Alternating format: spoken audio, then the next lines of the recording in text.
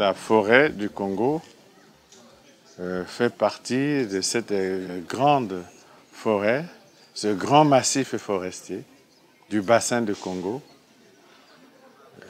Un peu plus de 200 millions d'hectares de forêt. Et la forêt du Congo, c'est 10% environ de ces 200 millions d'hectares de forêt d'un seul tenant, le bassin du Congo. C'est donc très important. Et depuis longtemps, avant même que la question du réchauffement climatique ne soit au centre du débat international, nous avons toujours mis en œuvre une politique de gestion rationnelle des forêts.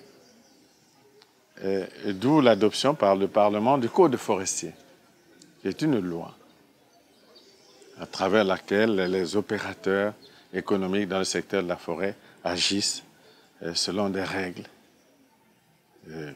On ne coupe pas n'importe quel bois dans n'importe quelle condition. Et lorsqu'on coupe le bois, un arbre, on a l'obligation d'en planter un autre.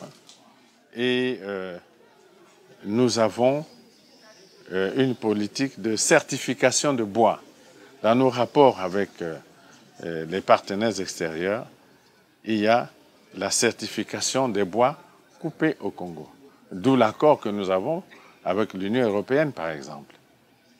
Et ainsi, il a déjà été décidé au Congo depuis longtemps d'une politique de gestion rationnelle et durable des écosystèmes forestiers du Congo. D'où cette idée des aires protégées. Sur les 342 000 km² de territoire national, nous avons environ 11,5%. 11,5% de la surface totale de notre pays en aire protégée. C'est-à-dire des zones dans lesquelles on ne coupe pas les arbres, on ne tue pas les animaux, c'est des aires protégées. 11%. Même si dans ces aires protégées, il y a des arbres d'essence noble, ils sont protégés. Et il y a longtemps, nous avons travaillé à nos frais. Pendant près d'un quart de siècle, nous avons fait de la recherche ici, au Congo, et nous avons réussi à mettre au point le bouturage de l'eucalyptus, y compris le clonage de l'eucalyptus. Et ceci a été une première. Donc, nous pouvons dire que notre pays est dans ce combat pour la protection des forêts parmi les éléments du peloton de tête.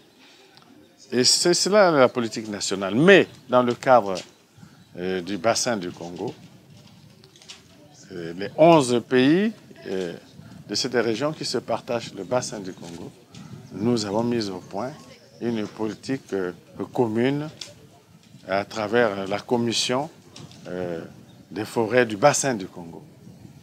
Nous avons mis en place une politique commune de gestion rationnelle et durable de ce massif forestier. Maintenant, face aux efforts qui sont déployés par les États de la région, quelle est la réponse de la communauté internationale? Parce que cette forêt, qui est le deuxième massif forestier mondial d'un seul tenant, le deuxième après l'Amazonie, contribue à l'amélioration du cadre général de vie, pas seulement de cette région, pas seulement de l'Afrique, mais du monde. Alors, la question est posée à la communauté internationale, notamment aux pays industrialisés qui sont les principaux pollueurs. Quel est leur rapport dans la gestion durable de ce patrimoine qui est un patrimoine mondial? Alors, il y a le débat qui se poursuit sur le plan international, comme vous le suivez. On était à Copenhague il n'y a pas longtemps. Je crois que vous avez analysé l'échec de ce sommet. Nous irons le mois prochain à Cancun, au Mexique, pour poursuivre ce débat. Et nous voulons une réponse de la communauté internationale dans ce qu'on appelle le RED,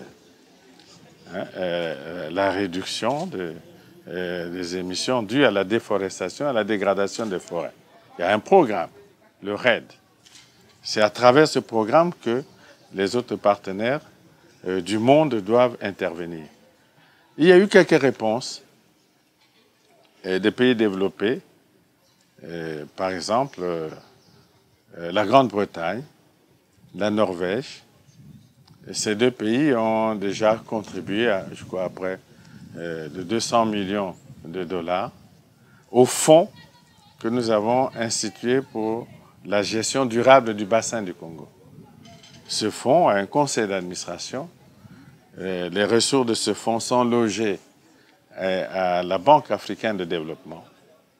Et nous avons un programme régional ici de gestion durable des forêts. Alors, nous continuons ce combat et on espère qu'on sera écouté.